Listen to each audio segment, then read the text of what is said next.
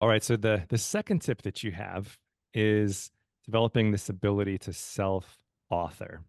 Mhm. So again, I have no idea what you're talking about. So let's start off with what do you mean by developing the ability to self-author? And then why is this such an important thing for leaders to develop?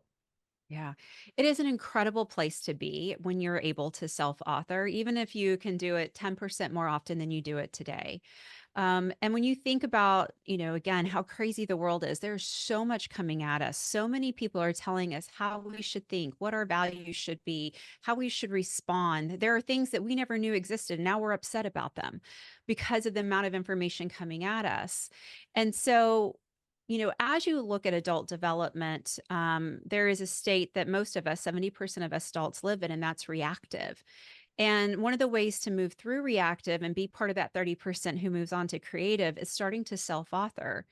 And at its simplest, what happens is when you self author, you look at what's going on in front of you, whether that is a problem at work, whether that's a situation at home, whether that's, something in your community, anything that's happening.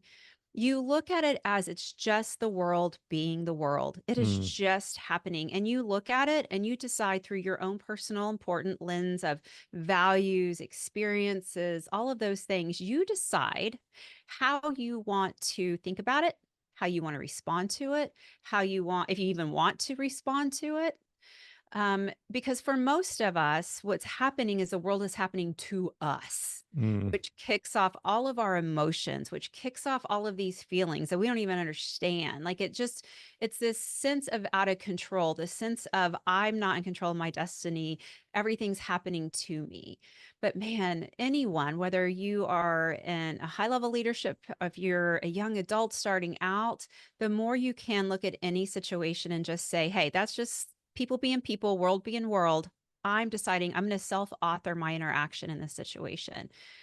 It allows you to have more clarity, more understanding. Your emotions aren't leading, your maturity is leading. And so when you think of your own personal satisfaction and purpose in life, self-authoring is good for you, but it also is incredibly powerful for your team because you're able to have clarity and help things move forward no matter what they are because you're not emotionally responding to it, you're acting in a self-authoring way. mm. By chance, are you a practitioner of mindfulness? Um A little bit, not as much Okay. as I should be. Well, it's just fascinating because what you're Yeah. describing sounds very familiar, of this Yes. idea of learning to see things objectively as Mhm. they are and instead of through the lens of emotion and reactivity. Yeah, Um, so absolutely. other Yeah, and than it's so other than mindfulness, then how do you suggest people could develop this mhm. ability to self-author? Can you offer like one simple takeaway that someone could start doing today? Yeah, absolutely. So I always think of like, I think a good way to look at it is, if you've had a teenager ever in your life, you know exactly what reactive looks like.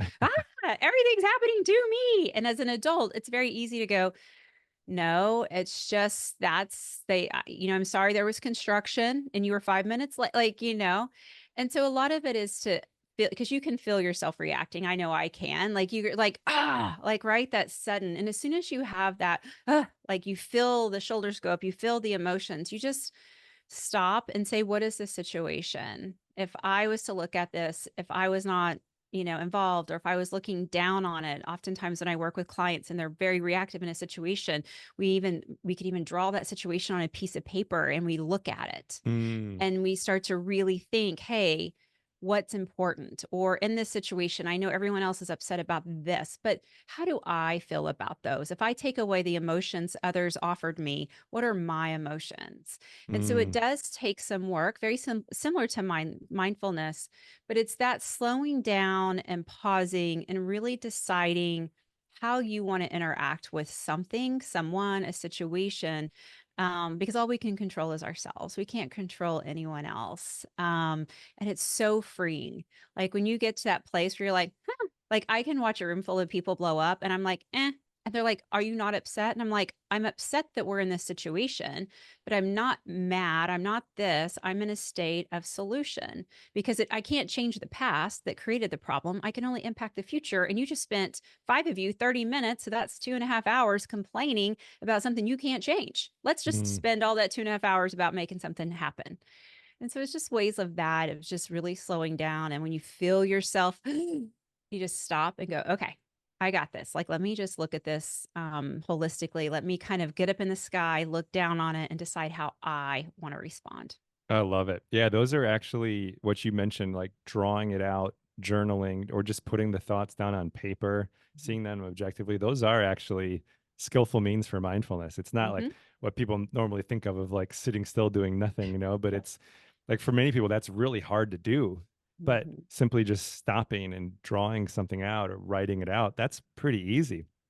So Yeah. that's a super, super helpful tip that you offered. Thank you very much for offering that.